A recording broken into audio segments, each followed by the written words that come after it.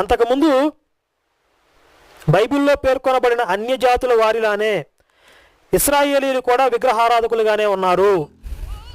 ఈ యెహోవాకి విగ్రహారాధన అంటే పడదసలు. ఈ యెహోవానే గనక మొట్టమొదటి నుంచి ఇశ్రాయేలీయులు పూజించినట్లయితే యెహోవా అనే పేరు వాళ్ళకి తెలిసి ఉండేది. అంతకుముందు వారు విగ్రహారాధకులుగా ఉండేవారు కాదు. కానీ మొట్టమొదటి నుంచి కూడా ఇశ్రాయేలీయులు విగ్రహారాధకులుగానే ఉన్నారు అని చెప్పి కొన్ని సాక్ష్యాలు కనబడతాయి.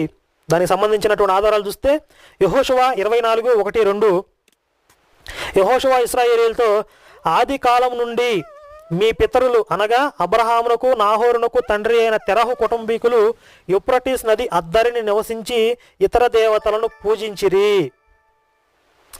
ఇశ్రాయేలు చెప్తున్నాడు, మీ పితరులు అందరూ కూడా ఇతర దేవతల్ని పూజించారు మొట్టమొదటి నుంచి, ఆది కాలం నుంచి అంటున్నాడు.